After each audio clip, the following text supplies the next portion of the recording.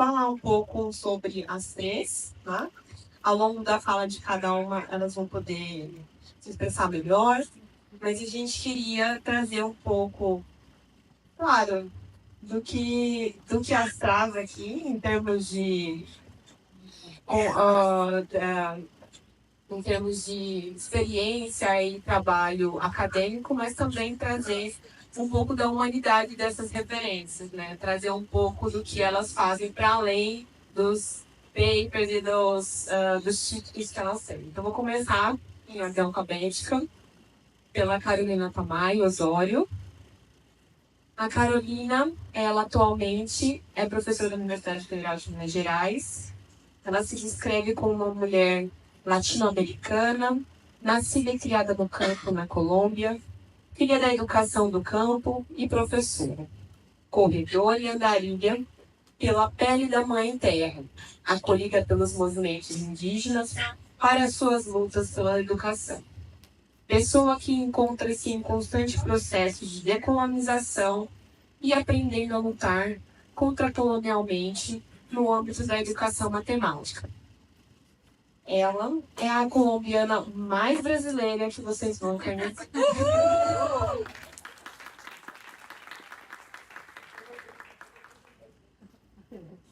Eu vou apresentar todas e depois elas vão iniciar, cada uma sua parte. Na sequência, a gente vai falar um pouco sobre a professora Luz Edith Valoia Chaves. Atualmente, a professora Luz trabalha na Universidade de Temuco, no Chile. A professora, ela é PhD em Educação Matemática pela Universidade do Missouri, nos Estados Unidos. Nascida na Colômbia, atualmente vive e trabalha no Chile.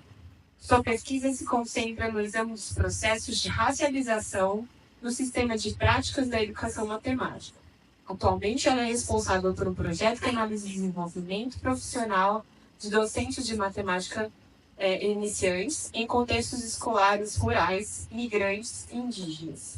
Também é diretora suplente do Centro de Pesquisa Antirracista chileno, M-RACE. Além disso, Luz atua como editora associada para a América Latina da revista Educational Policy Analysis Archives e como membro editorial da Educational Studies in Mathematics, Research in Mathematical Education e revista colombiana de educação. Luz recebeu o prêmio Zen Pedersen Lecture Award em 2024 da Universidade de Estocolmo e o Afro-Colombiana of the Year 2024, por suas contribuições para a compreensão do racismo na educação na América Latina. Além de tudo isso, Luz adora correr, ler, tirar fotos e assistir a filmes. Ela também gosta de cozinhar e, quando se aposentar da educação matemática, vai abrir uma padaria.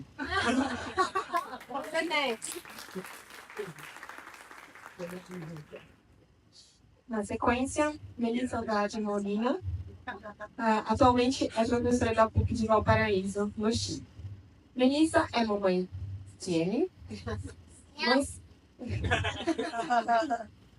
talvez uma gatinha, mãe solo, vegana, autista, filha de pai suicida, filha de mãe com depressão pós-traumática, na família machista, que dizia à sua mãe que estava perdendo dinheiro pagando pela sua universidade, por ser mulher e vítima de bullying na escola. Muito obrigada.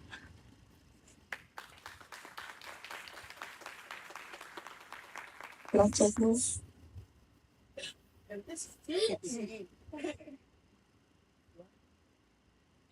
Boa tarde. Boa tarde. Tudo bem? Sim.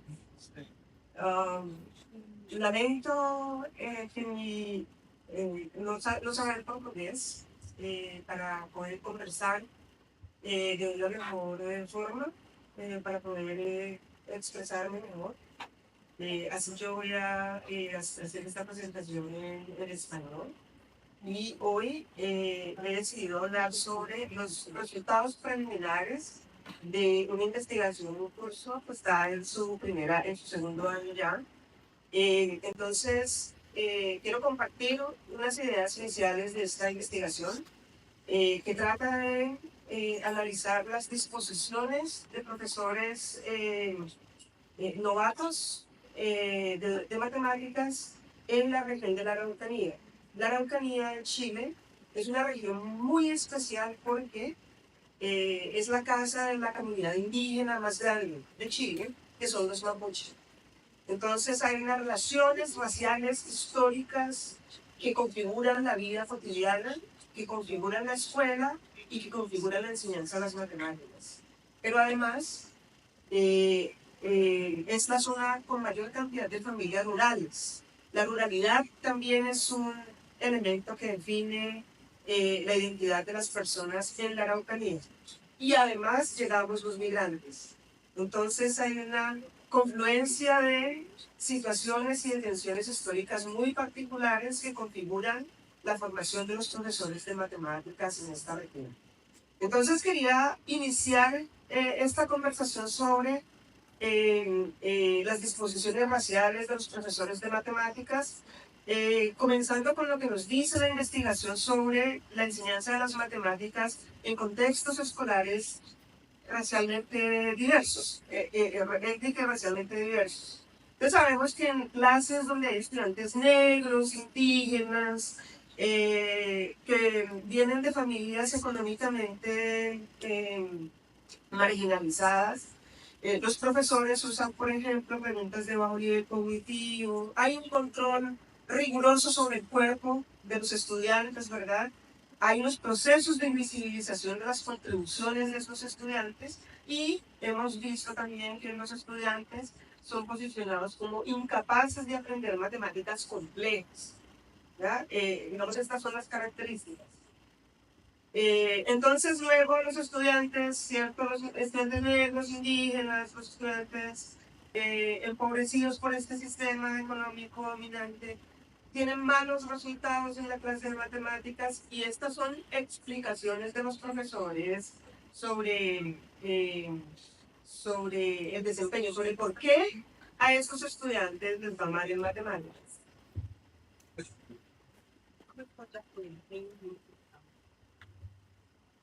Vamos a escuchar a un profesor de matemáticas colombiano explicando por qué él en su clase de matemáticas tiene tres estudiantes negras y un estudiante indígena y él piensa que a esos estudiantes les va muy mal, que son muy malos para las matemáticas y esta es su explicación. Las diferencias culturales deben afectar. Yo entendería, sin decir,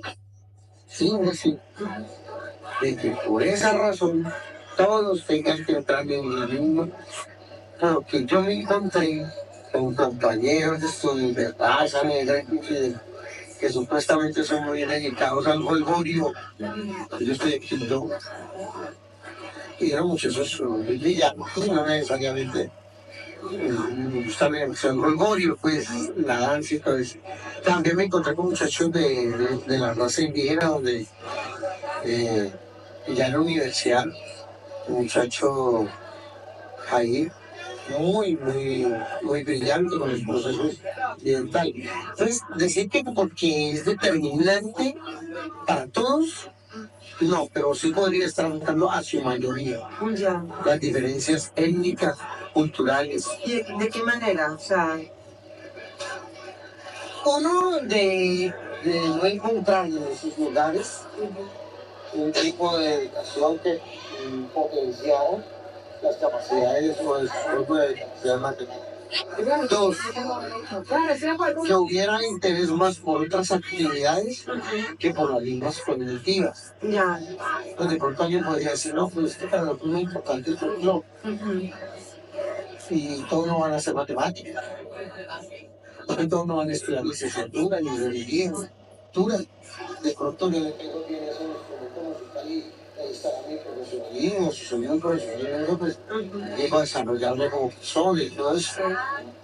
Entonces, uno, pues, no encontrar espacios donde se potencie eso. Dos, definitivamente no ver la importancia de tener que pues, aprenderse de de la matemática, como no hacer con lo que hay que decir, eso me gusta, pero no sin decirle que no encuentro con personas que le hagan por encima de un tipo pensionista.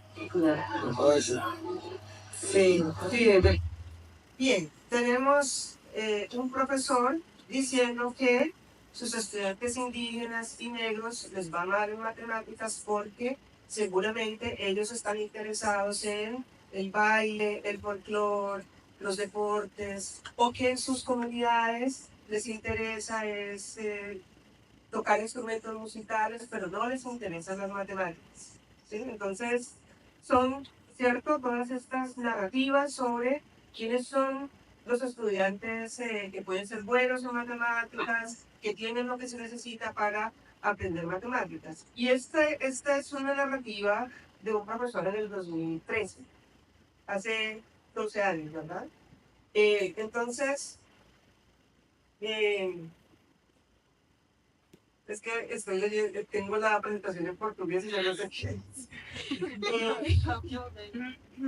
Lo que nos dice Kathleen Nolan, que es una investigadora canadiense, ¿verdad? Es que debería haber un cambio, ¿cierto?, en el contexto pedagógico que atienda las complejidades del trabajo de los profesores de matemáticas. Digamos, si queremos pensar la formación de profesores, la formación de profesores, ¿ya? Una pregunta que nos hacemos, ¿cierto? Y después de muchos años de investigación sobre cómo formar profesores matemáticas para que atiendan la diversidad, en particular la diversidad cultural, la diversidad racial, la diversidad étnica, ¿qué hacemos? ¿Cómo producimos ese nuevo profesor, verdad? ¿Cuál es la naturaleza del conocimiento que se requiere para que los profesores de matemáticas enseñen en contextos escolares racial y étnicamente diversos? Son preguntas de investigación, preguntas que circulan en nuestros contextos, en nuestras universidades, dado que, digamos, este es el prototipo del profesor, ¿verdad? Este profesor que acabamos de escuchar es el prototipo del profesor que tenemos. Entonces la pregunta es, ¿cómo producimos este nuevo profesor?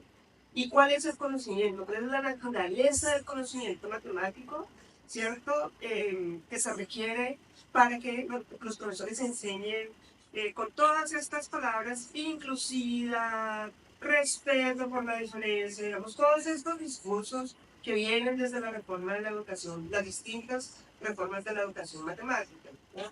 Entonces, producir este profesor nuevo se ha demostrado que es una tarea súper compleja, casi imposible, ¿verdad? Y una pregunta que surge entonces es por qué fracasan los esfuerzos por transformar las prácticas de enseñanza de las matemáticas en contextos marginalizados, ¿verdad? Y entonces tenemos mucha investigación sobre los modelos del conocimiento del profesor de matemáticas. Seguramente aquí conocemos el más famoso de todos, que es el famoso conocimiento pedagógico del contenido de Schulman, los desarrollos de Deborah Wool con el MKT, ¿cierto? Que nos dice que los profesores necesitan saber matemáticas, tener un conocimiento del currículo, tener un conocimiento del pensamiento de los estudiantes. Pero también entonces, frente a estas preguntas, ¿sí? ¿Cómo producimos un profesor que sea respetuoso de la diversidad cultural, etcétera, ¿verdad? Han surgido otros modelos como el de Rochelle Gutiérrez, que es el famoso política del conocimiento, que pone un acento y un énfasis en una dimensión que es el conocimiento político, ¿ya? Y que también pone un acento no en el saber, sino en el conociendo con el contenido, conociendo con las pedagogías, conociendo con los estudiantes y las comunidades y conociendo con lo político, ¿no? Entonces ella incorpora, ¿cierto?, a partir también del trabajo de gente como Gloria Ladson Billings, que creo que es la persona que originalmente nos llama la atención sobre la necesidad de incorporar el elemento político. Ella lo denomina conciencia política sobre la enseñanza, ¿ya? Entonces, modelos como el de Rochelle Gutiérrez incorporan esta dimensión como una forma de entender la complejidad del conocimiento del profesor, ¿cierto? Particularmente en contextos marginalizados, y digamos un modelo para formar a los profesores de matemáticas. Y también tenemos discursos de esto que se denomina pedagogías de las matemáticas culturalmente relevantes, ¿cierto? Que incorporan distintas dimensiones de lo que debería ser el conocimiento del profesor.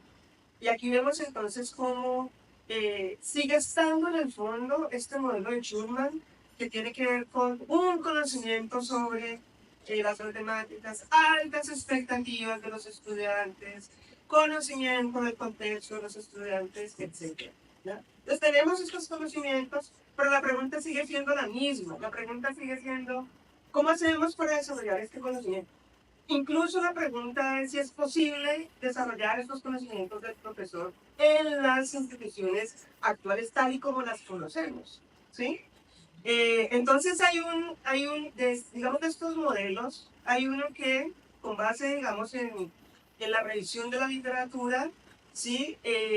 Y que viene también del trabajo de investigadores negros como Jacqueline Leonard, la misma Latson Giddens, gente como Danny Martin, ¿verdad?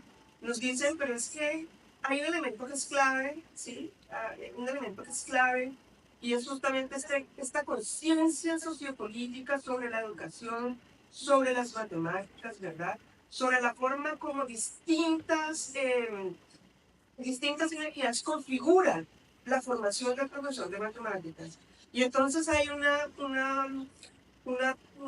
palabra, un constructo que se usa sobre todo en estos modelos desde las pedagogías culturalmente relevantes, desde posturas críticas que se denomina disposición, ¿sí? Entonces, distintos autores como Jacqueline Leonard nos hablan digamos, de la importancia de explorar, ¿verdad?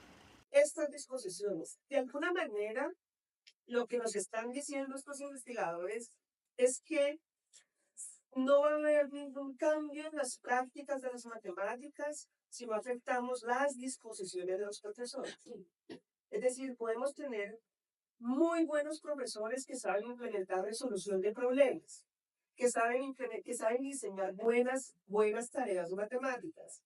Pero si los profesores tienen si los profesores tienen todas estas representaciones, ¿cierto? Estereotipadas sobre estudiantes negros, indígenas, etcétera, estas representaciones, estas disposiciones, creencias, estereotipos, actúan como mediadores en los procesos de implementación de las tareas matemáticas. Entonces, como que nos están diciendo, o lo que nos dice esta investigación, es que debemos ocuparnos de las disposiciones de los profesores de matemáticas, las ideas, narrativas, representaciones que tienen los profesores, ¿ya?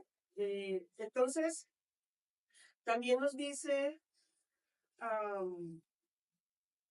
de Freitas, Elizabeth de Freitas, que cuando ella habla de estas disposiciones, el trabajo de ella es súper poderoso en el sentido de que nos muestra cómo los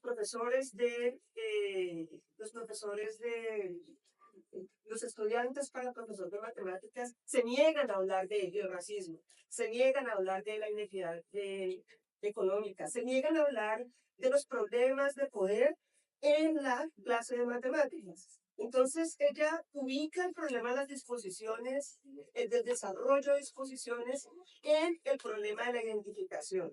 Ata disposiciones con procesos de identificación y entonces nos dice, ¿cierto?, que cuestionar los modelos de identidad que nos sirven para interpretar las experiencias humanas nos pone en un papel en un terreno muy desconfortable. Desconfortable. Sí, es desconfortable. Nos ubica en un terreno en el cual no nos sentimos cómodos, nos sentimos incómodos, en un terreno de incomodidad, ¿verdad? Entonces, aquí empiezo con, digamos, hasta aquí está lo que nos dice la investigación, Y acá entonces quiero entrar con unos elementos teóricos que me van a poder permitir hablar de disposiciones. De disposiciones hacia la diversidad étnica y racial en la clase de matemáticas. Entonces, primero, voy a partir con esta idea de que la raza, los procesos de racialización y el racismo existen. ¿De acuerdo? Un primer elemento clave en esta conversación es que la raza y el racismo existen. No son asuntos de la imaginación de las personas negras. Y entonces yo acudo a Alexander Wajirille, que es un investigador feminista que se ubica, digamos, en la perspectiva crítica, ¿cierto? Para decir que tanto la raza como la racialización son, y las identidades raciales son relaciones de orden político. ¿Qué significa? Pues que están mediadas por el poder, ¿verdad? Y que estas relaciones políticas relacionadas con la raza, la racialización y las identidades raciales exigen la exclusión de estos sujetos que son considerados como no blancos, ¿sí? De la categoría de la humanidad. Es decir, la raza y la racialización como construcciones sociales, ¿cierto? Funcionan como dispositivos para aceptar humanidad o quitar la humanidad a los humanos. Entonces, hablábamos con los estudiantes de Vanessa de cómo hay distintos artefactos que despojan de la humanidad a grupos humanos. Por ejemplo, Trump en los Estados Unidos, durante su primer gobierno, se dirigía a las personas migrantes como animales, ¿verdad? ¿Eso para qué sirve? Le quito la condición de humanidad a un grupo y por lo tanto se facilita la violencia contra esos cuerpos, contra esas corporalidades, ¿cierto? Entonces pueden ser asesinados, aplastados, agredidos, ¿cierto? Porque no son humanos, ¿de acuerdo? Entonces tenemos que estas nociones lo que permiten es justamente deshumanizar lo que se juega en los discursos sobre la raza y la racialización, es la humanidad de los grupos humanos, es la condición de humanidad. ¿De acuerdo? Entonces, ¿cómo funcionan estos procesos de despojo? Despojo de la humanidad a través de instituciones, discursos como el de Trump o como el de Bolsonaro acá, de prácticas, ¿verdad? De deseos también, de infraestructuras, lenguajes, tecnologías, ciencias, economías, sueños, artefactos culturales, digamos, que se instalan en las sociedades. Entonces, lo que estoy tratando de entender es que la formación inicial de los profesores de matemáticas funciona como un artefacto racializante.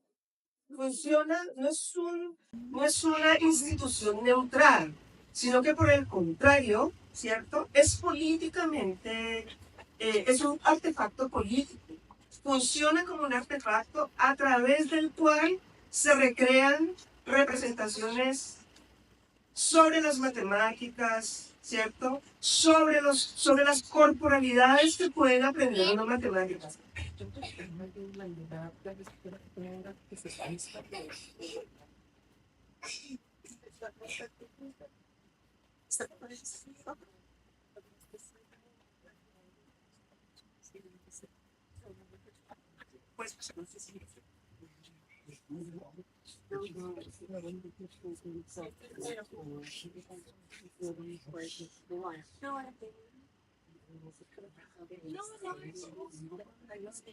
Vocês entendem? Sim.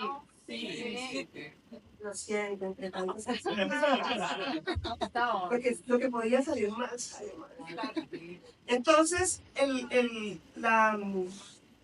la formación inicial funciona como un artefacto cultural atravesado por relaciones raciales. Produce subjetividades en relación a quién puede ser. ¿A quién puede ser un profesor de matemáticas? ¿Quién puede ser un profesor de matemáticas? Si hay ciertos cuerpos, ciertas corporalidades que pueden ser.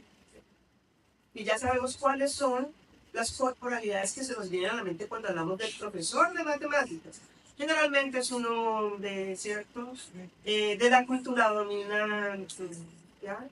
Cuando llegan ciertas corporalidades, por ejemplo, corporalidades diversas en términos de género, corporalidades negras, corporalidades indígenas, esa institución entra en crisis, ¿verdad? ¿Cómo vamos a tener un profesor de la comunidad, un profesor trans de matemáticas en nuestra escuela?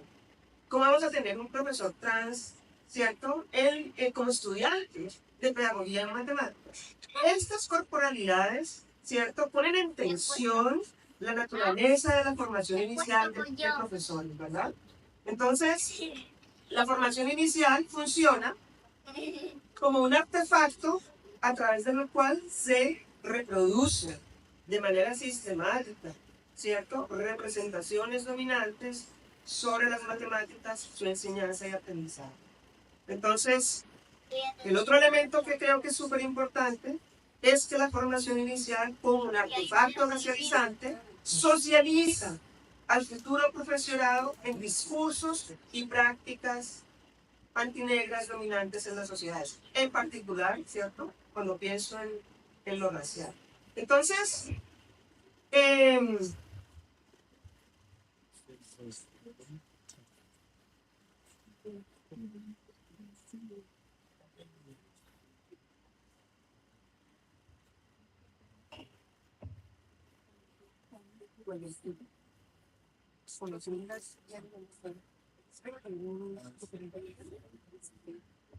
lo siento, esto estaba inicialmente porque yo les juro que no trabajo, no sé qué le pasó a la versión, lo siento.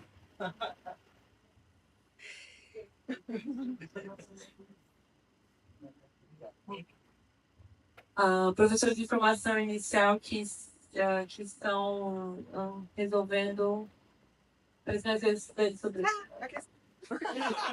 ¡Qué susto!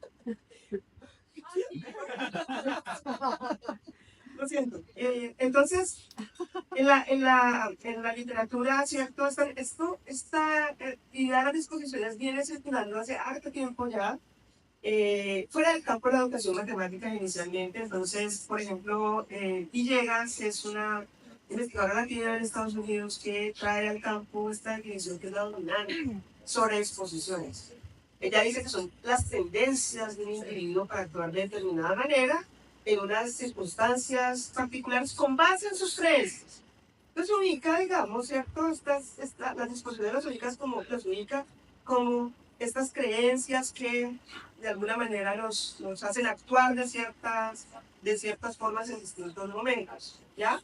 Pero yo encuentro, esta es mi crítica, yo encuentro que esta es una definición problemática, ¿sí? Porque entonces es una definición muy psicológica, centrada en el individuo, que desconoce el carácter colectivo de las ideologías, ¿verdad? De las creencias, de la forma como las relaciones históricas, raciales o de género configuran lo que vemos y lo que no es posible ver. Es decir, son estas nociones como las de Villegas, están muy centradas en lo cognitivo y en el individuo, ¿ya? Entonces, pienso que, ¿verdad? Al leer estos trabajos sobre exposiciones, se requiere una perspectiva mucho más colectiva, ¿ya? Pero también es muy interesante que en la discusión sobre disposiciones haya tan poca literatura sobre disposiciones raciales. Han sido muy poco discutidas en general y particularmente en el campo de la educación matemática, ¿verdad? Entonces, creo que la investigación ha adoptado una perspectiva muy cognitiva sobre las disposiciones y necesitamos otras ideas, ¿verdad? Otra noción que nos permita comprender cómo es que los contextos sociales, políticos y culturales configuran lo que vemos en la clase y lo que no vemos. ¿Ya? Entonces, una pregunta que me hice inicialmente cuando empecé a revisar mis datos, ya les voy a contar cuáles son los datos, es como cuál es una definición de disposiciones que nos permita crear, y aquí voy a decir algo antes de seguir adelante, y es que hoy estoy en una postura no pesimista. Generalmente mi postura sobre estas investigaciones es súper pesimista. No pesimista en el sentido de Luz está deprimida, entonces no. Pesimista en el sentido que entiendo las dificultades. Entiendo que la raza, la negritud configura, ¿sí?, las sociedades occidentales.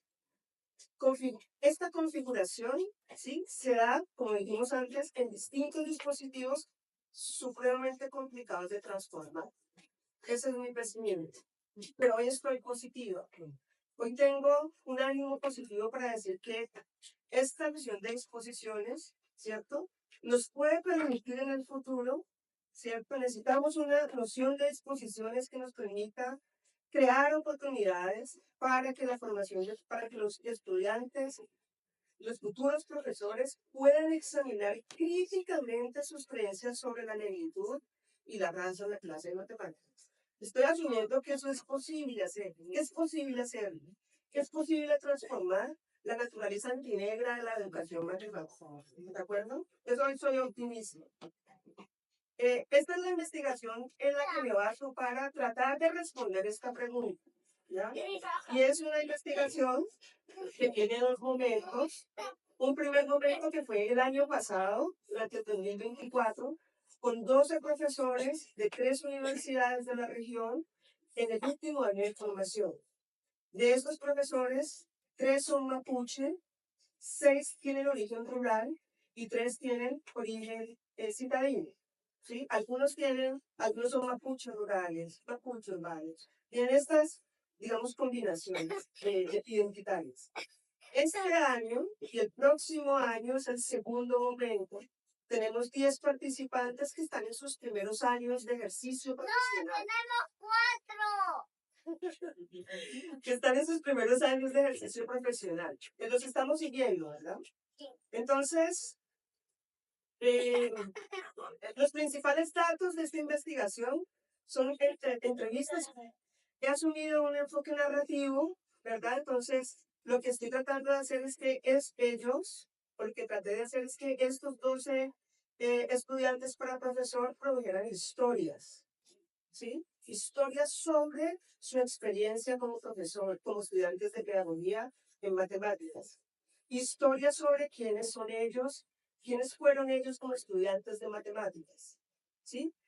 Basada, digamos, un enfoque narrativo y también conversaciones colectivas. Muchas conversaciones sobre las experiencias, sobre las expectativas, sobre cómo se imaginaban su vida futura como profesores de matemáticas. Y usamos un análisis sistemático.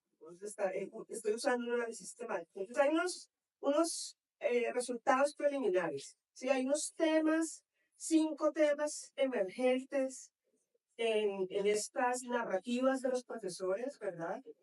Que tienen que ver con las barreras existentes sobre la enseñanza de las matemáticas en los contextos de diversidad étnica y racial, las competencias, ¿cierto?, para concebir una enseñanza, para implementar una enseñanza de las matemáticas que sea culturalmente relevante, las interpretaciones sobre la diversidad cultural y racial, descifrar la violencia étnica y racial en la escuela y tomar medidas, tomar acciones para abordar, ¿cierto?, para enfrentar la violencia racial en la sala de matemáticas. Estos son los temas emergentes en estas narrativas, en estas historias que me contaron los profesores. Entonces voy a dar algunos ejemplos. Quiero decir que estos son todavía resultados preliminares, estamos en este proceso todavía de refinar, ¿cierto?, nuestra vista sobre las historias, las narrativas que los profesores nos contaron.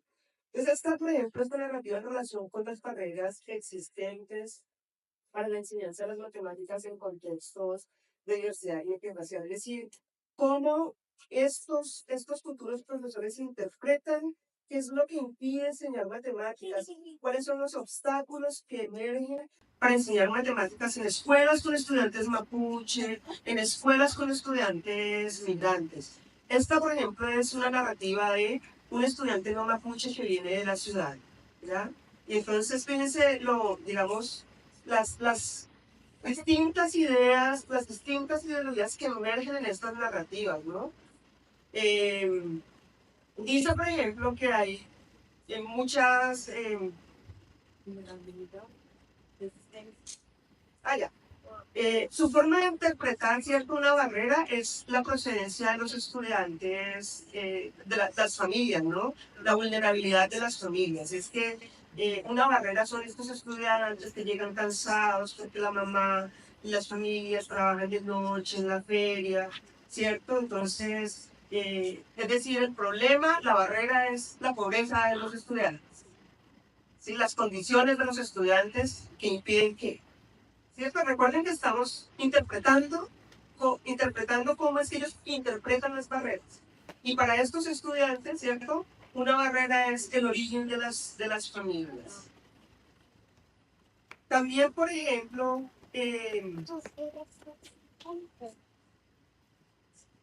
esta estudiante, que es una estudiante no mapuche de contextos rurales, ¿sí?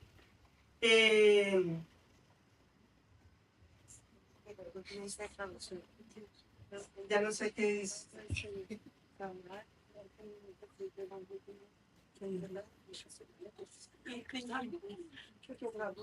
Se lo traduzco en español. Se lo traduzco en español. Sí, por favor.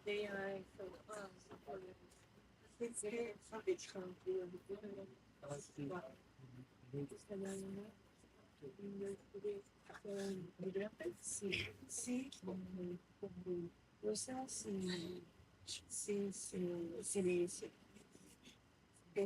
es un programa en proceso de para lo que quieres hacer. Si lo dicen, no sé, por el desafío, porque si no estoy bravo, en serio, eso es la alianza. Van a ser, va a ser más difícil, que se les olvida, que lo dice,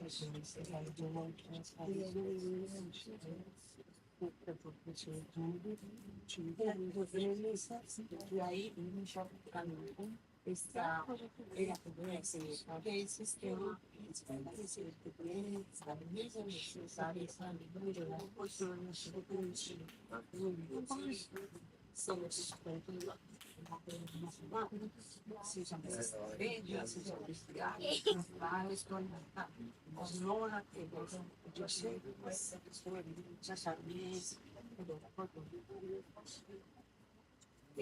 Entonces, podemos ver la diferencia en los discursos, ¿no?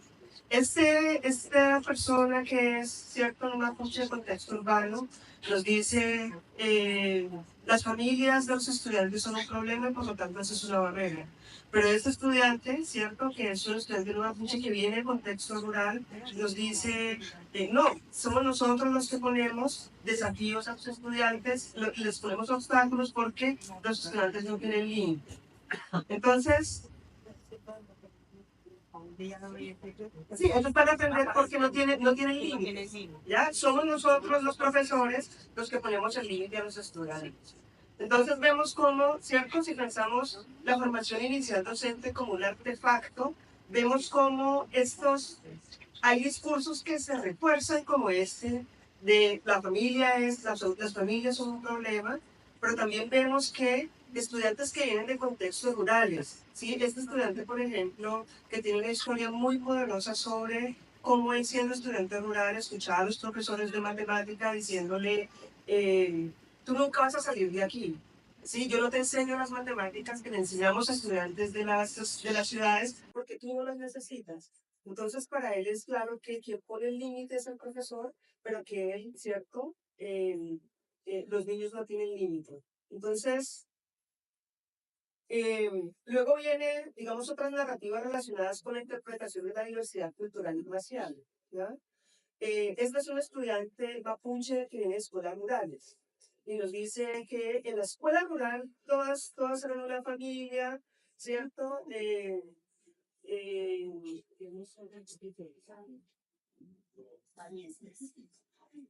Éramos como una familia, ¿cierto?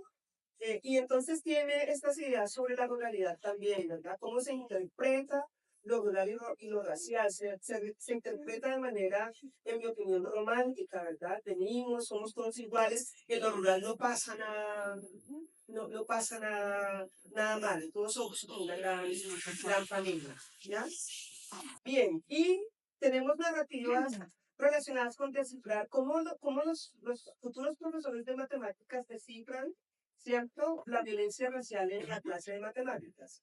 Esta es una estudiante no mapuche que viene de contexto rural y nos cuenta esta historia. En su clase, ¿cierto?, durante la práctica, hay un niño haitiano y la profesora le dice, él es un tonto, ¿cierto? Él, déjalo allá. Y ella dice, pero es triste porque él no era un tonto.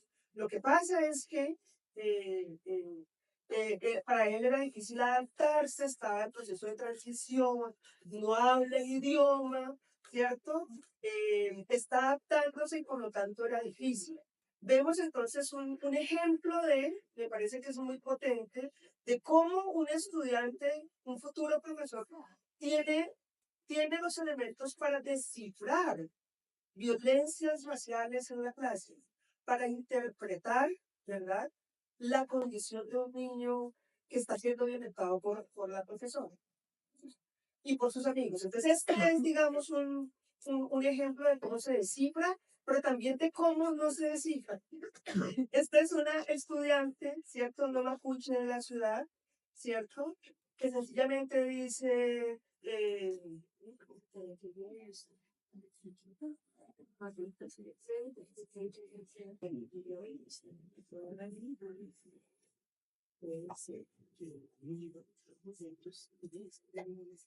Claro, entonces acá vemos otra interpretación que difiere de la primera, ¿cierto? Esta estudiante que se refiere a las familias migrantes, como es que de pronto no duermen bien, porque las familias trabajan de noche, los estudiantes están solos, es decir,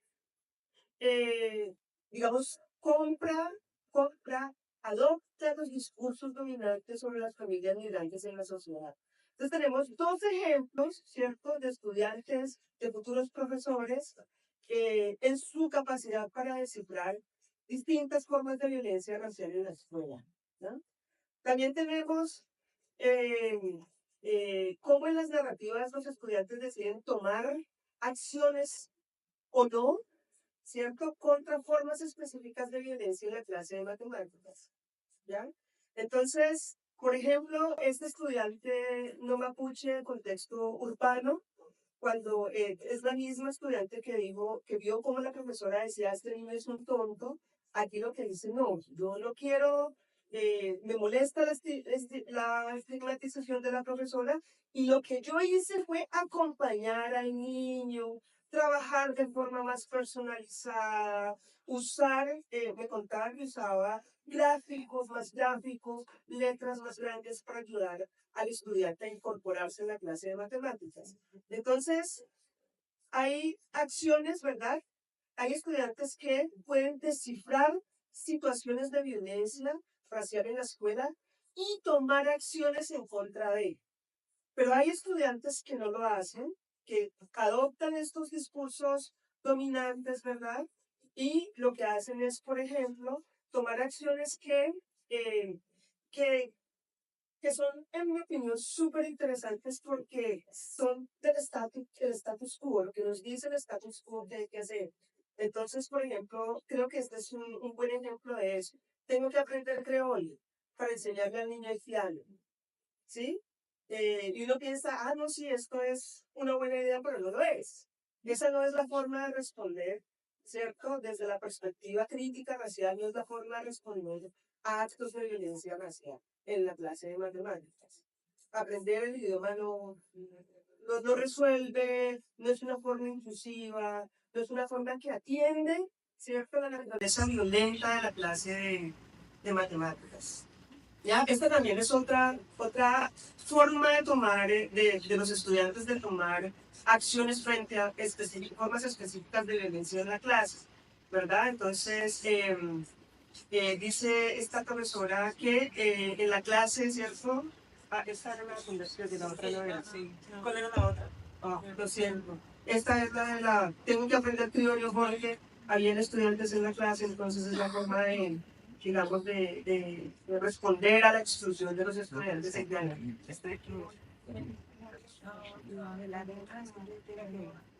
pienso en eso. Estoy pensando que papel de los que parece que ellos no forman pero no sabía sus influencias, su manera, su estilo de vida en casa. Pero sí, no, es como decir a gente que no voy a acordar que lo hizo no puede ser algo que sea claro. Entonces, frente a estas narrativas, ¿verdad? En donde los estudiantes intentan interpretar, descifrar la violencia étnica racial en clase de matemáticas, ¿sí? Cómo construimos una noción de disposición, cómo construimos una noción de disposición que nos permita de alguna manera responder, ¿verdad? A esta violencia racial. Yo estoy construyendo sobre varios autores. Esta es una mujer, es abogada, que hace un análisis de cómo la legislación en Estados Unidos es racializada. Y ella incorpora la noción de literacidad racial como una capacidad de descifrar la gramática racial dominante que estructura, ¿cierto?, las jerarquías racializadas en las sociedades. Entonces usa esto como la literacidad racial como la capacidad para descifrar. Un poco lo que hacen estos estudiantes acá, ¿verdad? Son capaces de descifrar la violencia racial. ¿Qué nos dicen estas narrativas sobre cómo los estudiantes ven? ¿Sí? Ven lo racial, ven el componente racial que está estructurando las relaciones en la clase de matemáticas. Entonces, Guinier nos habla de esta literacidad racial y pone el acento en descifrar, en ver, ¿verdad? En la capacidad para interpretar esa gramática racial. Bonilla Silva nos dice que la gramática racial lo que hace es moldear cómo vemos la raza de los fenómenos sociales, cómo encuadramos las cuestiones raciales, ¿verdad? En la cotidianidad. Entonces, para mí son dos ideas que pueden articularse para tratar de ver cómo es que las disposiciones hacia lo étnico y lo racial pueden ser construidas, ¿verdad?, en el campo de la educación matemática. Entonces, mi argumento es que la literacidad racial es un componente fundamental de las disposiciones, ¿verdad?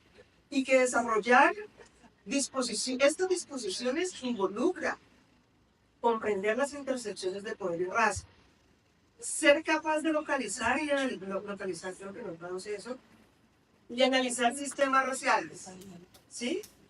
Poseer una gramática y un vocabulario asociados a lo racial que nos permita, ¿verdad?, interpretar y nombrar fenómenos de violencia racial en la clase de matemáticas. Es súper importante que tengamos ese vocabulario para nombrar, porque lo que no se nombra, como nos lo han dicho muchas veces, no existe. Entonces, que podamos tener, como los futuros profesores de matemáticas puedan tener ese lenguaje, ¿ya?, que les permita hablar de esa violencia racial, ¿ya? Que puedan, por ejemplo, usar términos como blanquitud, ¿verdad?, negritud, antinegritud, identidad racial, etc. Y que puedan además diferenciar términos como raza, etnia, nacionalidad, estereotipos, etc. ¿Ya?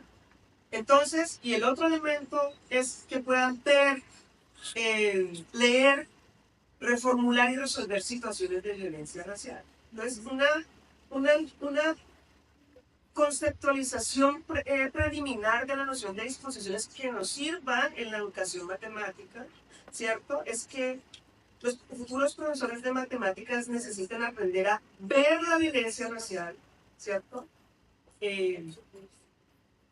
Hacer algo para combatirla, es decir, tomar acción y comprender mejor la complejidad, ¿verdad? Entonces, 3 elementos que surgen de estos resultados preliminares tienen que ver con ver, hacer y comprender. Y yo creo que este ver, más que ver, es descifrar. Descifrar, ¿cierto?, la violencia racial en la clase de matemáticas, tomar acción contra esa violencia y comprender la complejidad de los ¿ya? Tenemos un gran obstáculo en esta noción, ¿cierto? Tenemos un gran obstáculo en formar estudiantes, futuros profesores de matemáticas con esta disposición, con estas disposiciones, y es un poco lo que hemos dicho con Dani y con Paola, ¿cierto? Y es uno de los grandes obstáculos es justamente, y aquí vuelvo con mi pesimismo, justamente la naturaleza antinegra de las instituciones formadoras de profesores y las instituciones formadoras y las instituciones sociales en general, ¿cierto?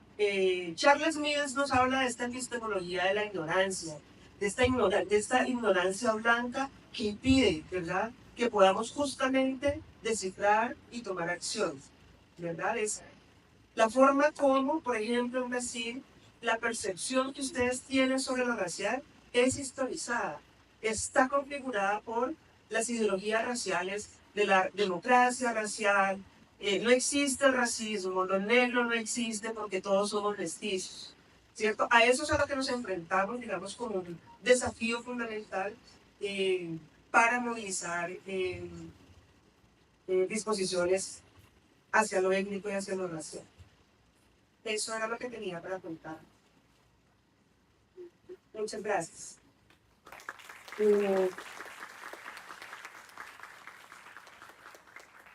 Hay dos, voy a hacer propaganda, el momento de la propaganda. Hay dos, este proyecto que es un centro de investigación sobre educación antirracista. Tenemos muchas, si ustedes están interesados, tenemos muchas actividades, grupos de lectura, artefactos, cursos que pueden ser de su interés.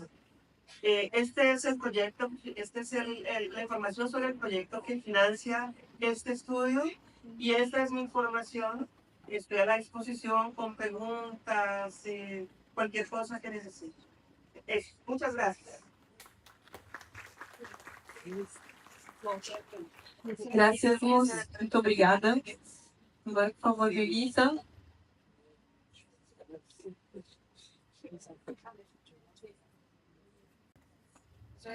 Olá. Vou aproveitar a calma delas para falar. Eu vou tentar falar português, mas meu português é muito mal, então será português.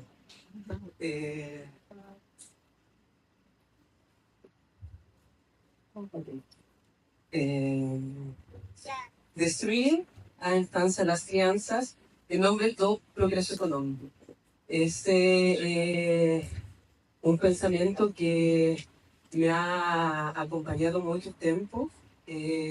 Estou no processo de poder entender com maior profundidade estas questões, de poder mostrar, não só dividir, mas mostrar que é algo que ocorre nas aulas de matemática.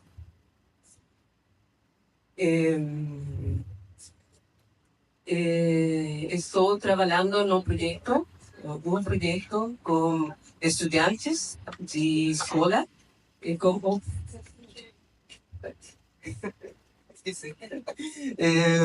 estou trabalhando em um projeto com estudantes da aula de matemática em Chile, com seus professores. Estou tentando proponer distintas atividades, tarefas para estudantes fazer. Uma delas é esta atividade com Ecobricks. Ecobricks é uma garrafa e tem muito plástico dentro. Com esses Ecobricks se podem fazer muitas construções, casas. Então, a gente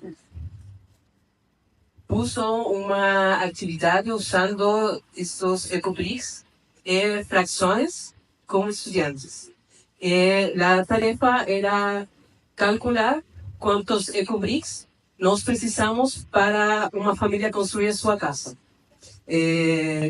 Temos muitas famílias diferentes, então estudantes têm que calcular quantos recobris precisa cada casa de cada família. Então, as perguntas que nós fazemos a estudantes são: quais emoções você sentiu ao participar da atividade? São crianças de 11 a 12 anos. E a segunda pergunta é: você acha que vai usar os conhecimentos matemáticos dessa atividade no futuro? A gente pensou que os estudantes podiam usar certos conhecimentos matemáticos de frações, por exemplo, mas não podíamos antecipar o alcance de atividade para eles pensar no futuro, as possibilidades futuras. As respostas dos estudantes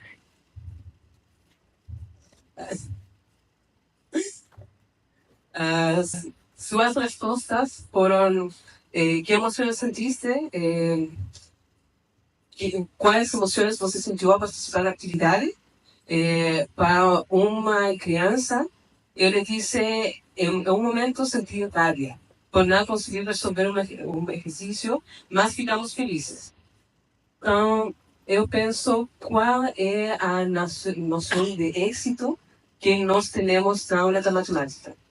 Eu fico feliz porque eu pude contestar, responder uma questão, mas se não consigo responder uma pergunta, então eu fico radioso, eu fico temor, eu me distancio de atividade porque não consigo responder.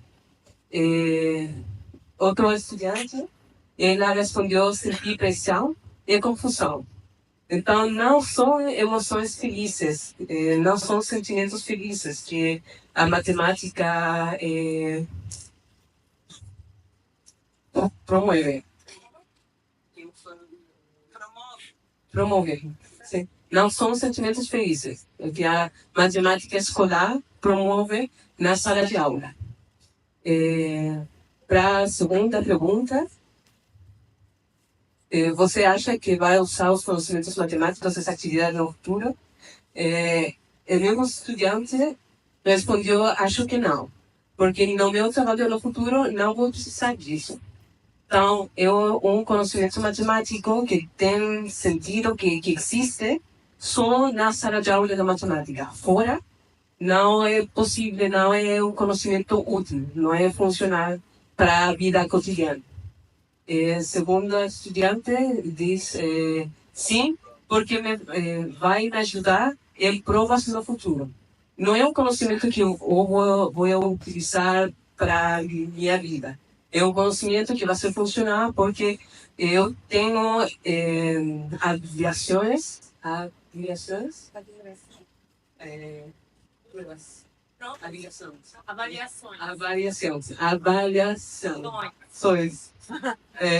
padronadas. Padronizadas. Então, o conhecimento matemático é só funcional para as provas. Não é funcional para nada mais.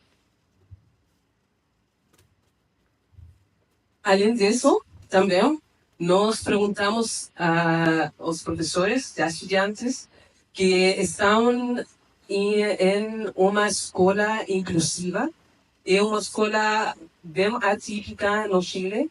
É uma escola que tem um currículo só para promover a inclusão na escola. Então, a sala de aula de matemática é muito diferente a qualquer sala de aula de Chile. Então, nós perguntamos aos professores: o que você acha que causa o amor ou o medo pela matemática? E como vocês avaliam seus estudantes? Então, depois de uma prática, uma conversação com esses professores, eu creio que tem melhor entendimento de esta questão de promover o progresso econômico particular do currículo nacional no Chile.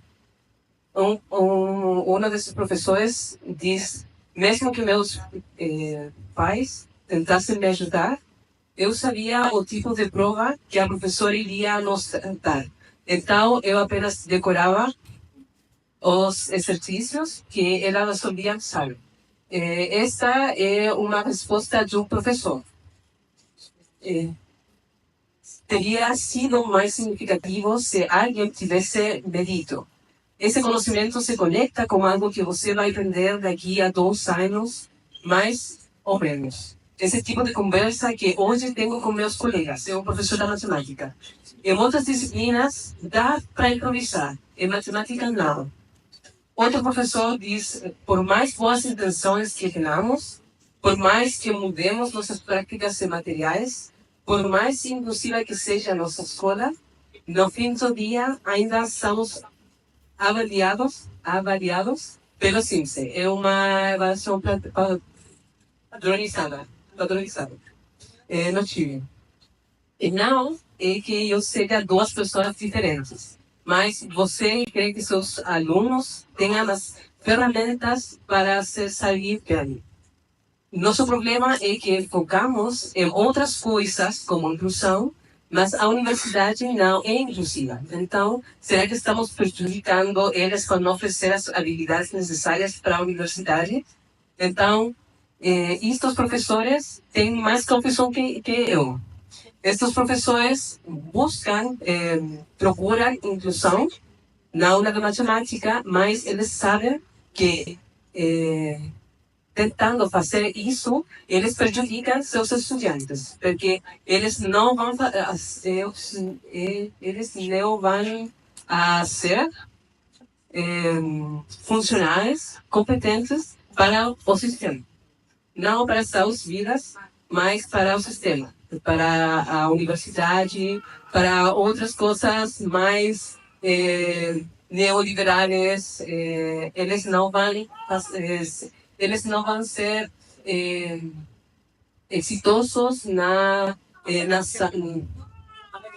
noção de êxito que nós temos hoje.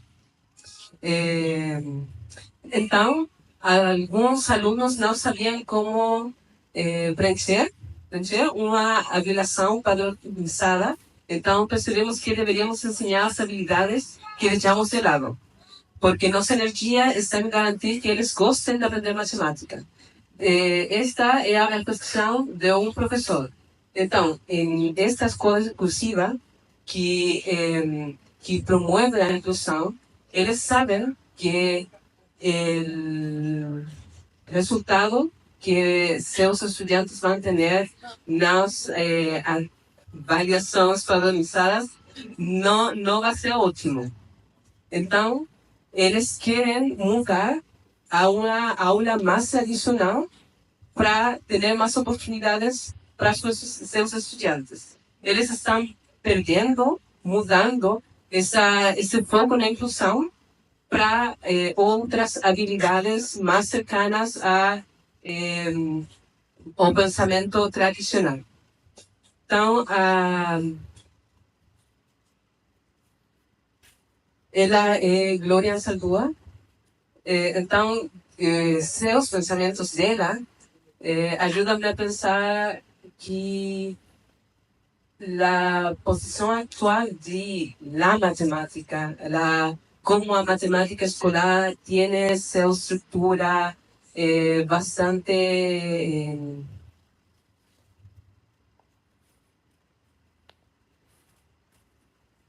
rígida, não permite pensar em outra possibilidade de ensinar matemática na escola. Glória invita a outras possibilidades, por exemplo, o sensorial, o espiritual e o político, como dimensões inseparáveis do conhecer. Então, se eu estou na sala de aula ensinando matemática, eu tenho que ver a meus estudantes não como um número, não como uma pessoa que está lá para receber conhecimento matemático, mas como uma pessoa produto de distintas construções que não são só escolares, são sociais, culturais, espirituais, tem outras dimensões. Não é uma pessoa que vou encontrar em outro lado. É uma pessoa única. Então, eu tenho que ensinar minha classe para diferentes pessoas que são únicas. Se eu tenho outros pensamentos mais cercanos a teorias de didática da matemática, essas teorias não vêm estudantes, vêm só conhecimento e interação estudante e professor, não vêm que há diferenças nas formas de ver, pensar, existir fora da escola. Glória também invita a sentir o mundo, a história e o corpo como parte do tecido do ensino, transbordando os limites disciplinares, nacionais e coloniais do currículo. Ela me invita a pensar que as possibilidades que temos hoje de transformar a aula são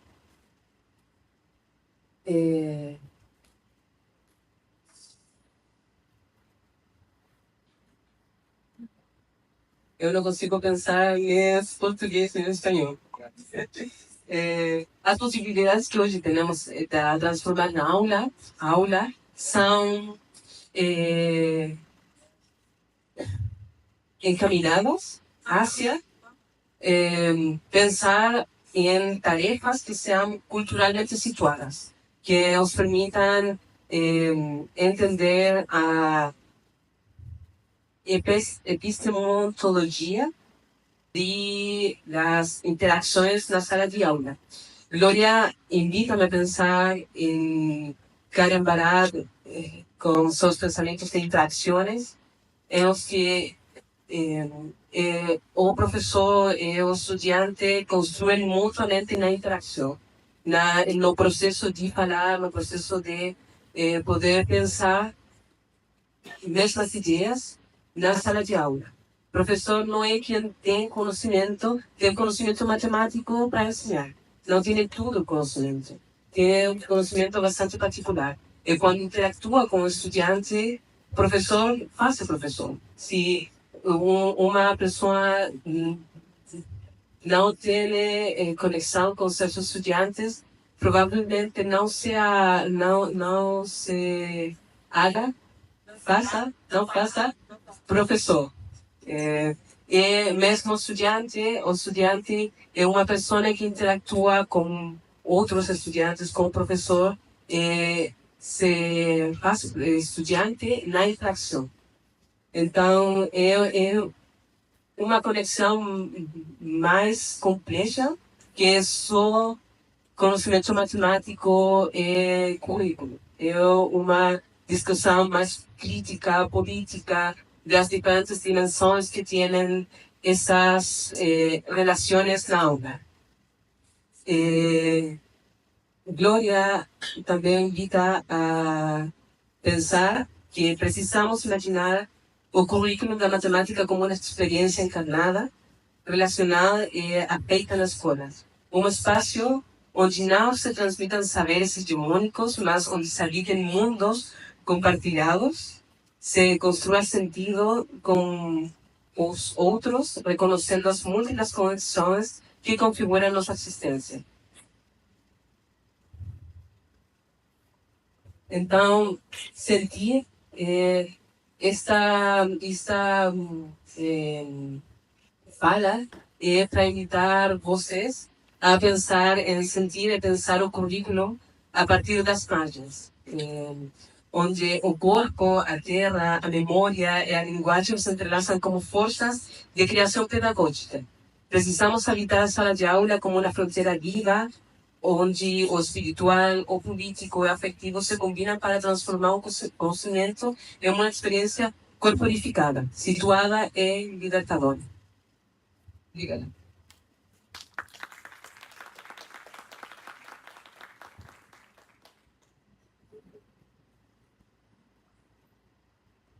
Graças, Melissa. Obrigada.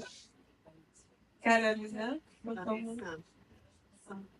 como é que a gente faz? A gente ouve a Carolina, eu faço a comunicação. Acho que a gente ouve a Carolina. Qualquer coisa, Carol, a gente dá uma parada pelas 3h30, então. E aí depois ela pode concluir. E depois resolve. Não tem ainda, né? Hã? Não tem café. Não. Então, colocando só. Tá. O que você acha? Pra mim.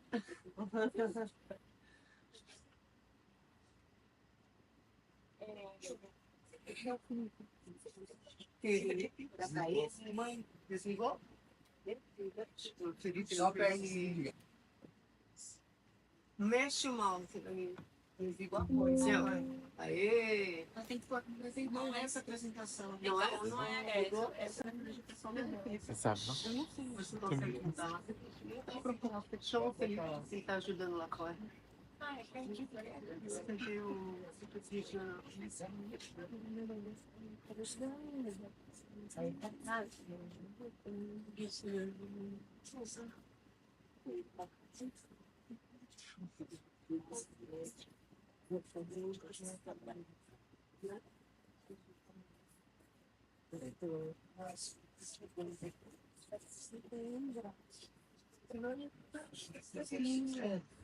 Boa tarde, boa noite, bom dia. Para todas e todos os que estão aqui, os que não estão, e os que passam presença espiritual também. Então, gente, hoje quando me convidaram, eu pensei muito o que eu podia falar no evento, né? Que aborda o tema de currículo, que tinha como propósito abordar as cosmopercepções e de onde que eu podia falar e qual que seria o meu lugar de fala para isso. E aí hoje eu trago aqui comigo como referência as mulheres indígenas, melhor, as indígenas mulheres. Hoje elas me acompanham através dessa apresentação como as minhas referências. E que pena que elas não apareceram aqui antes. Ontem elas não apareceram aqui. Hoje nós chegamos aqui, que horário que estamos já? 15 horas. Também não apareceram até agora aqui. Nem como referências, nem como partícipes de projetos de pesquisa. Então, isso já diz de um sintoma do qual eu quero falar hoje. Então, nós anunciamos, denunciamos para incrementar o mundo. E é isso que eu quero, incrementar o mundo com elas, que me acolheram na sua luta, que me adotaram na luta pela educação. E então, para começar, eu gostaria de fazer um manifesto. Eu começo a minha fala com um manifesto, que é o manifesto das mulheres indígenas, das primeiras brasileiras, as originárias da terra, a mãe do Brasil é indígena. Somos muitas, somos múltiplas, somos mulheres, cacicas, parteiras, benzedeiras, pajés, agricultoras, professoras, advogadas, enfermeiras, médicas, nas múltiplas ciências do território e da universidade. Somos antropólogas, deputadas, sociólogas, somos muitas transitando do chão da aldeia para o chão do mundo. Mulheres da terra, mulheres da água, mulheres bioma, mulheres espiritualidade, mulheres árvore, mulheres raízes, mulheres sementes e não somente mulheres, guerreiras da ancestralidade. Bom, Eu, Carolina, então, como é que eu me localizo? Olha essa imagem aí, se desconfigurou. Como é, então, que Carolina dialoga junto com essas mulheres, com essas indígenas mulheres? Qual é o meu lugar de fala? Essa é uma pergunta importante. E é da qual? Bem essa coisa? Seguro. Bueno, seguimos. Então, Luz, você está dentro de mim?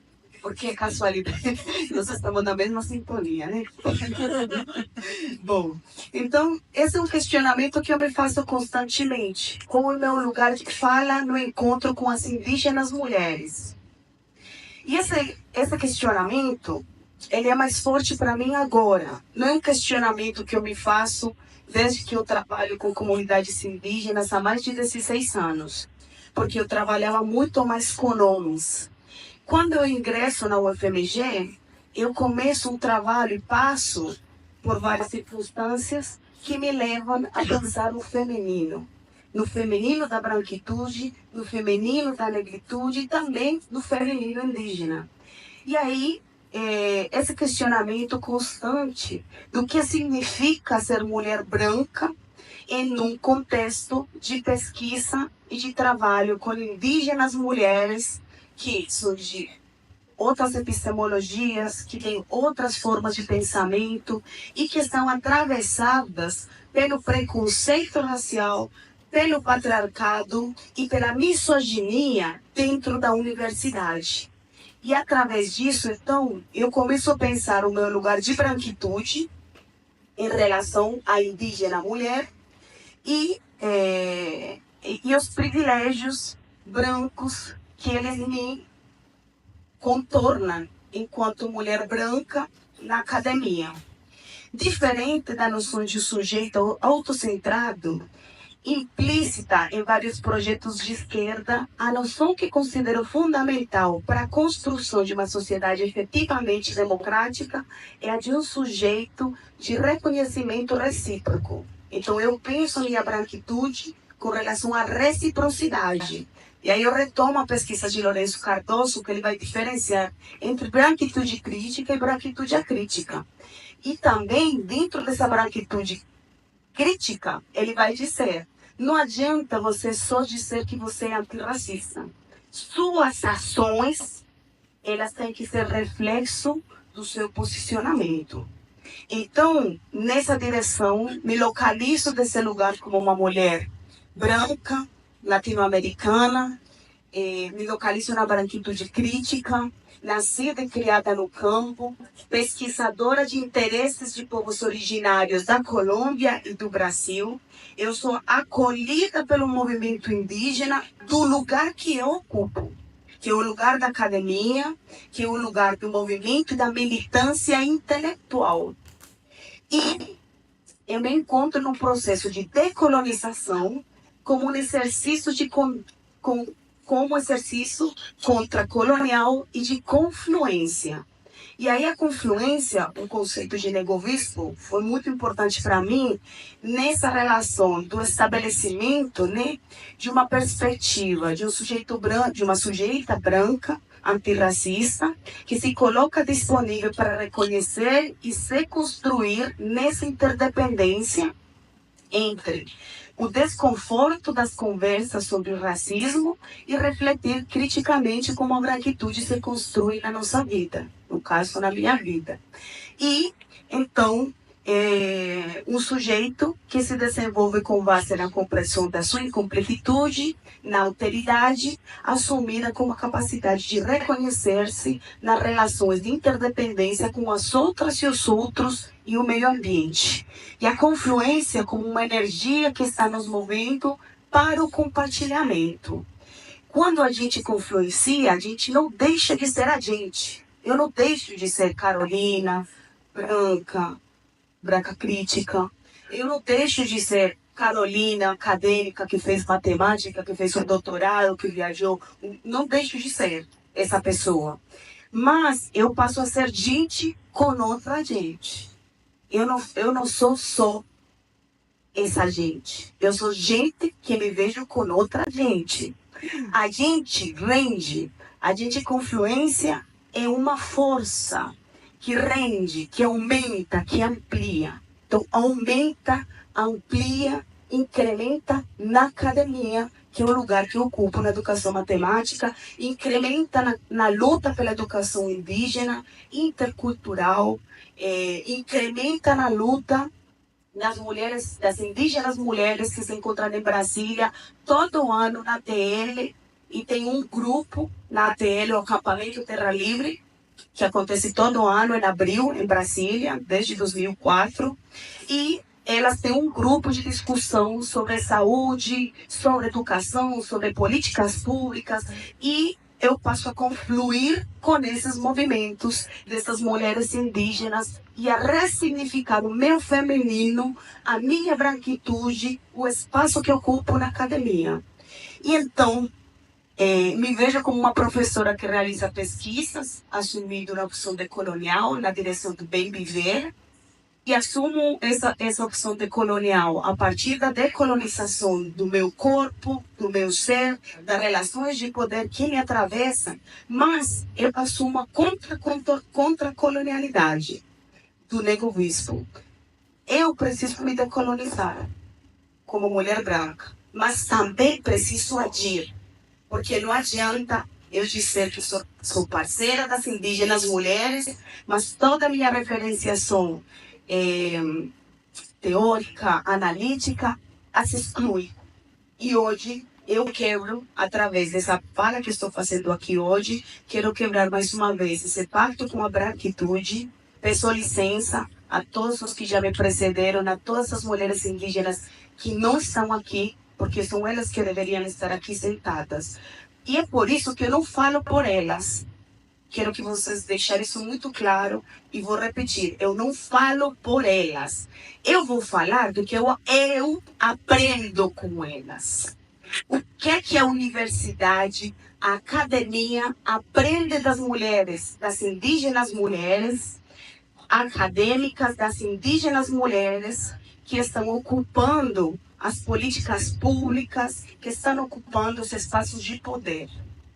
Então, o que nós podemos aprender para construir, eu, Carolina, da formação de professores, para pensar a formação de professoras e professores indígenas, para pensar a formação dos pedagogos e pedagogas que trabalham na cidade. O que eu aprendo dessa militância que se dá através da academia e da intelectualidade da indígena mulher?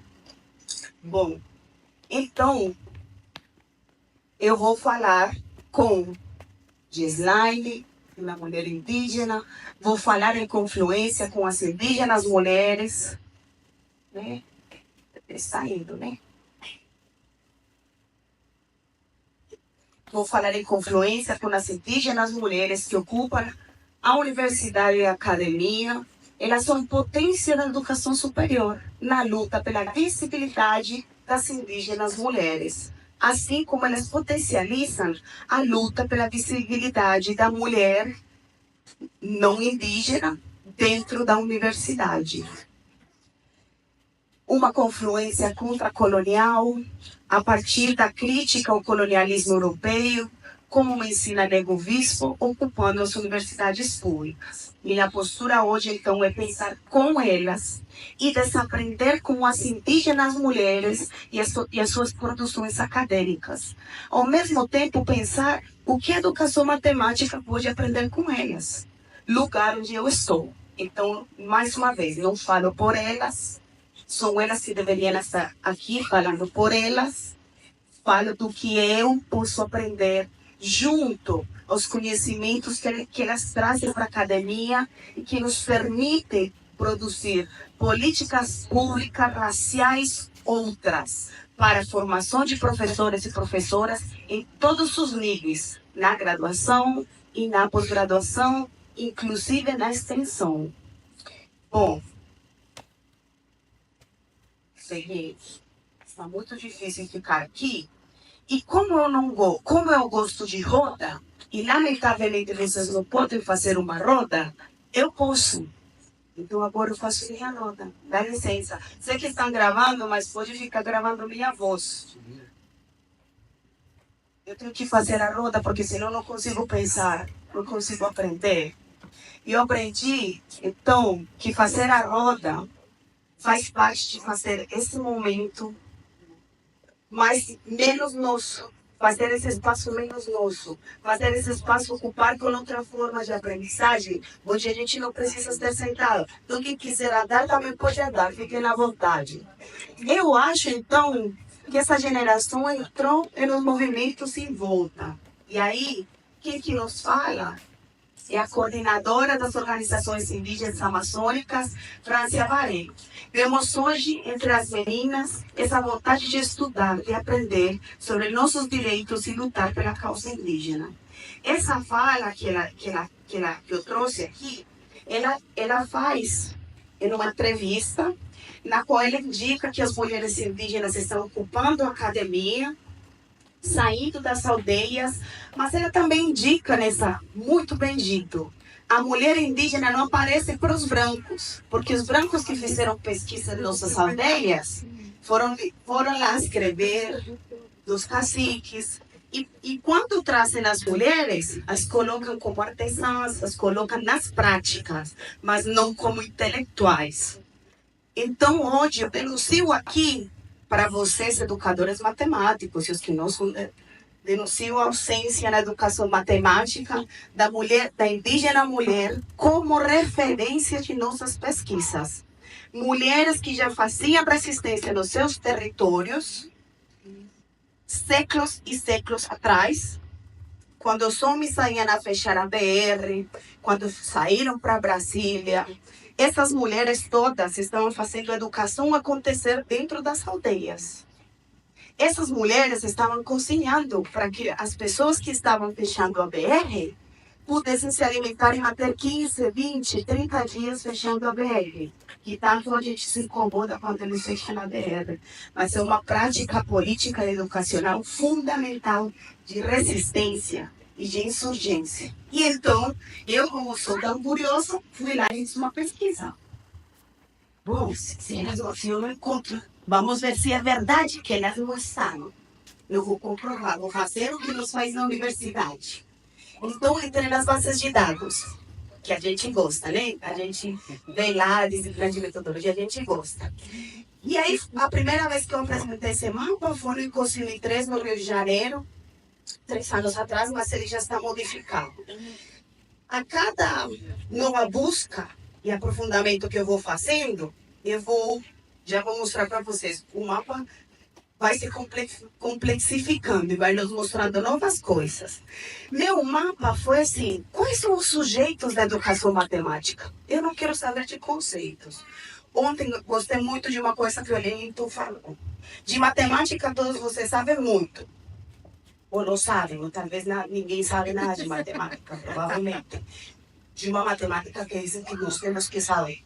Então, o que eu vou pesquisar? Os sujeitos da educação matemática. Quais são os sujeitos que a educação matemática se interessa? E aí a gente vê, no centro temos as crianças, os sujeitos do campo, sujeitos do MST, mas nós temos bastante coisa nas margens também, Os sujeitos LGBT, QI, APN+, nós temos também os não humanos, esses não importam, esses que fiquem lá com o neoliberalismo, que a gente vê eles todos morrendo já, me interessam para a educação matemática. Eu estou mostrando os dados que eu encontrei nas bases de dados, gente. Não estou inventando, não sei. Aí segue, a feminilidade é uma coisa que interessa. As mulheres são muito pesquisadas pela educação matemática, como professoras, como sujeitos da periferia, como adultos, mas não como produtoras de conhecimento que a gente vai referenciar e colocar lá fulana de tal, está falando tal coisa. E isso fundamenta essa ideia que eu estou falando. Temos várias questões para discutir. Pesquisas que são orientadas através da triade didática, algumas pesquisas mais novas no campo, entre aspas, de movimentos decoloniais. E então, a gente vai vendo que tem uma questão que é importante. Cadê as mulheres indígenas? Eu não estava falando disso, pois elas não estão, aparecem nos povos originários como sujeitos de pesquisa. Agora, cadê a especificidade de gênero, raça, classe das mulheres indígenas.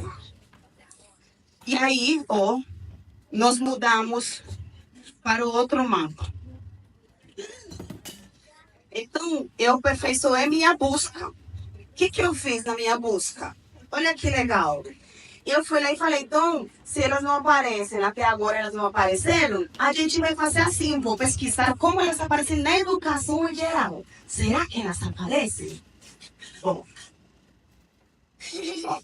aí elas aparecem como? Professoras, assim, mulheres indígenas, certo? Professoras, essa coisa tinha uma luz. Professoras, artesãs, cuidadoras, jovens e crianças que estão na escola, participam na área da saúde, movimento indígena das mulheres, mulheres na educação superior, relações de discussão da etnofloresta, a feminilidade, nada dos seres não humanos, na área de educação em geral, que envolva as mulheres indígenas em específico. E aí, então, eu digo, nossa, então vamos lá. Mas vou voltar na educação matemática porque eu sou persistente, né? De novo, aí eu encontrei, no total, muitas pesquisas da área da etnomatemática, especialmente. Encontrei pesquisas de resolução de problemas disciplinares e algumas pesquisas decoloniais. Mas em todas essas pesquisas, elas não são colocadas como sujeitas produtoras de intelectualidade, não são colocadas como intelectuais. Elas são sujeitos investigados. É assim que está nas pesquisas. São sujeitas que são investigadas por pesquisadores brancos e vocês não andam. Que bonito, são árvores. É uma bela floresta. Pode fazer uma floresta também. Por que a gente não refloresta a universidade? E aí, então, essas indígenas mulheres, elas não aparecem na educação matemática como na universidade, elas não aparecem na representação social e política. O movimento indígena, das indígenas mulheres também não aparece na educação matemática como um campo de diálogo intelectual. E, olha só, eu encontrei uma doutora indígena, que é a doutora Alba Rosa Lana Vieira. E a Alva, ela é professora na Amazônia.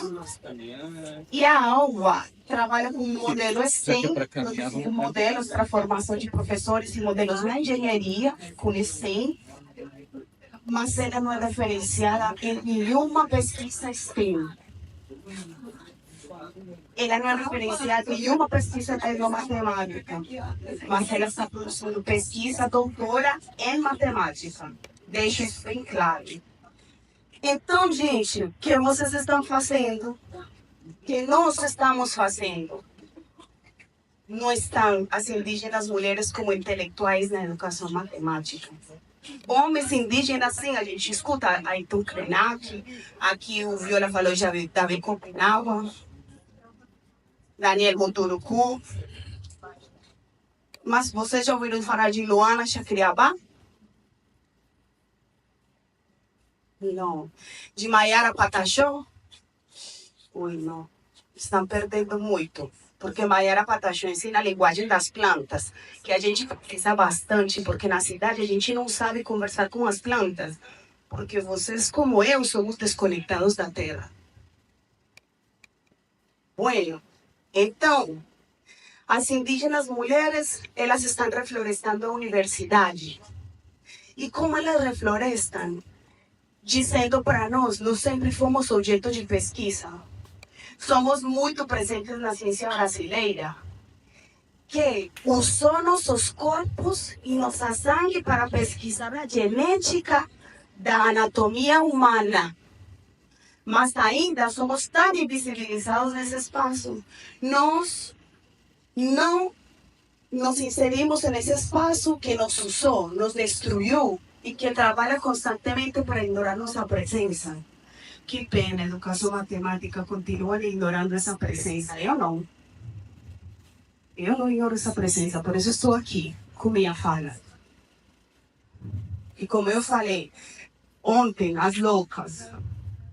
Vamos ver se continuam as loucas. Então, elas estão ocupando com sua presença e estão com um projeto de resistência, luta e reivindicação. A universidade é nosso espaço. Se ocupa a universidade como uma ação antirracista e a luta contra a patriarcal. Ela nos ensina de antirracismo e nos ensina da luta contra a patriarcal. É isso que elas me ensinam. Mas por quê? Por que esse silenciamento na educação matemática? Porque o dominador tende a invadir culturalmente o dominado. Nós continuamos invadindo culturalmente. Invadir culturalmente o dominado significa destruí-lo. Infelizmente, em termos concretos, é fundamental para o dominador triturar a identidade cultural do dominado. Continuamos triturando a identidade cultural das indígenas mulheres através de nosso silenciamento na educação matemática e das potências que elas podem trazer para nós, como intelectuais, como militantes intelectuais. E aí eu me refiro a Silvio Galo, professor da Unicamp, da área de filosofia, que ele fala que nós temos muitos professores profetas. Muitos falam que amanhã será melhor, será melhor, será melhor. Mas o professor militante, e aí eu assumo o pesquisador militante, como assumo as mulheres indígenas, pesquisadoras militantes, elas não só anunciam o presente, mas também anunciam o futuro com ações. Então não adianta ser antirracista se não tem ações. Então, volta mais uma vez. A fala da professora Casiana também foi muito clara nisso. As ações, o fazer, dá conta de uma atitude de militância, ocupando, territorializando e reflorestando as mentes e a universidade, através da potência da epistemologia indígena, através das vozes das mulheres indígenas. Aqui um mapa simples do IBGE, que fala da presença indígena na universidade. Mais uma vez, também não tem a diferenciação entre mulheres indígenas e homens indígenas, porque as mulheres indígenas passam por um processo diferente nas suas comunidades, pela sua feminilidade. Essa aqui eu não vou tratar, mas eu vou tratar essa aqui. E a Célia Chacriavá, um dos meus referentes principais, diz que um pé na aldeia e outro no mundo. E aí eu lhe pergunto, Carolina, onde você tem os pés? Se perguntem vocês, onde vocês têm os pés? Elas têm um pé na aldeia e outro no mundo. O ingresso na universidade é uma ferramenta de luta, um meio, mas não é o fim. A militância é um movimento, um processo. A intelectualidade é um processo. Elas entenderam isso muito bem. Nós precisamos aprender disso muito mais. Um processo que não tem fins últimos. E aí nós vemos que 55,6% das indígenas mulheres, do total de indígenas que tem no Brasil, quantas vagas nas universidades? São 55,6%, muito mais que homens. Bom, as entidades indígenas sempre foram lideradas por homens. Nós saímos do papel de secretárias para o comando das associações, das federações, das organizações. A luta contra o patriarcado, ela se manifesta em corpos de formas diferentes. Também me ensinam isso. Como eu, Carolina, luto contra o patriarcado na educação matemática. Me fazem pensar sobre isso. Algo que eu não tinha pensado. Por muito tempo, as mulheres indígenas foram invisibilizadas.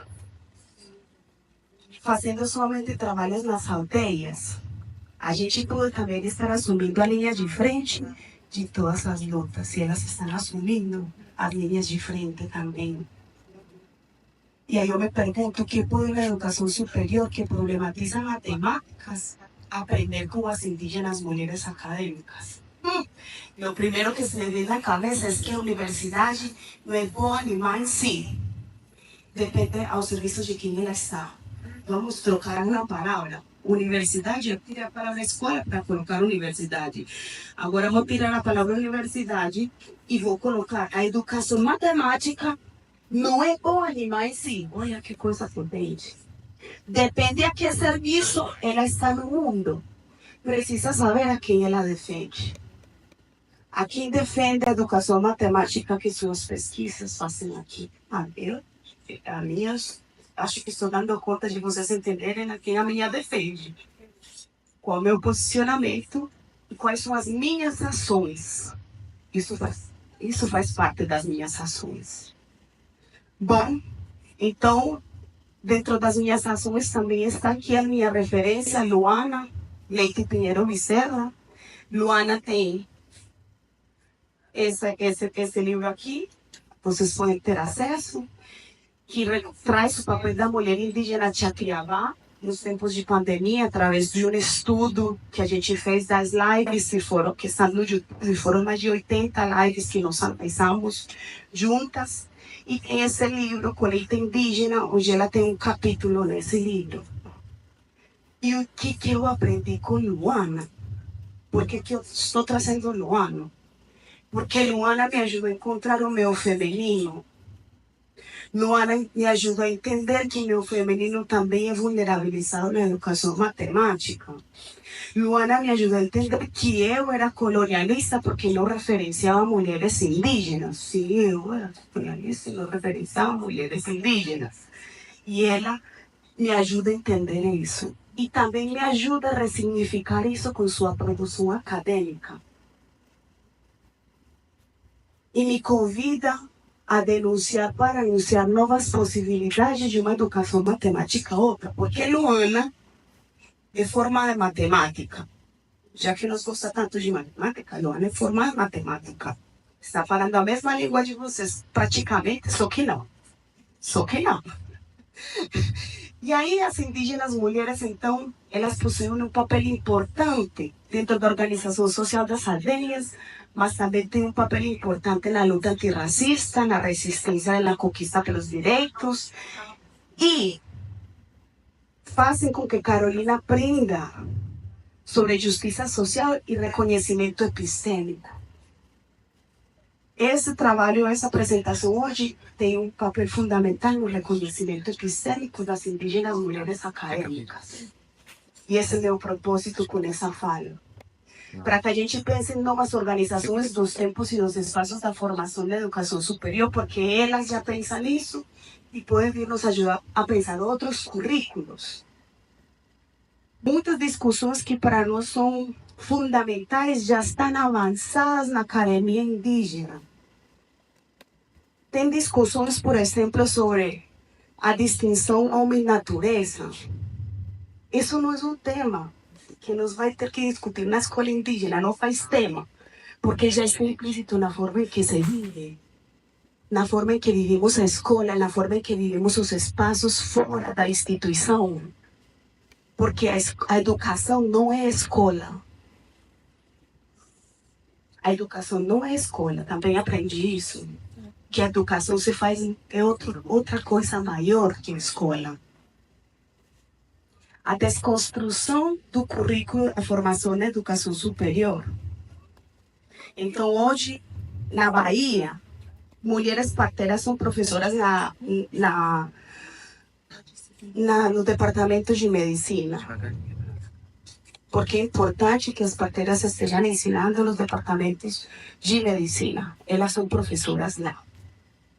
Nós temos doutoras e doutores por notório saber, mas eu vou falar das doutoras como a mestra Japira Patachó, como a mestra Mayá, como tem a Sueli Machacali, cineasta, professora, pesquisadora, também em Minas Gerais, e doutora, por notório saber, da UFMG. Grande referência sobre cinema, grande referência sobre cinema, imagem e educação. Inclusive porque Paul Machacali não fala português, então produz cinema em Machacali. Bom, e aí eles também me ajudam a pensar qual que é o desafio para elas permanecer na universidade. Eu já estou terminando. Porque ações, eu, Carolina, no lugar que ocupo, quais são as minhas ações? Então, elas, para permanecer na universidade, qual trabalho eu preciso fazer, quais lutas eu preciso fazer para que essa permanência aconteça. E aí elas vão falar o preconceito, a diferença do ambiente. Então elas entram no restaurante estudantil, quem sentar com elas na mesa. Aí elas voltam e falam, professora, nós entramos no restaurante dos alunos, ninguém senta com ninguém na mesa, conosco na mesa. Agora nos vai denunciar lá na pró-reitoria. Aí eu pego a mão e me presa pró-reitora.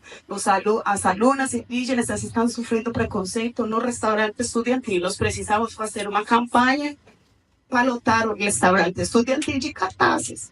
Ou a gente faz, ou os alunos e eu vamos fazer. Então, deixar a família, enfrentar os desafios, os obstáculos do mundo acadêmico. Os Machacali não têm textos em Machacali que nós podamos ler com eles em sala de aula. Isso é um desafio muito grande. Muito obrigada. Vamos quebrar o pacto com a branquitude. Vamos a referenciar as mulheres indígenas, educadores matemáticos, o que vocês vão fazer? Obrigada.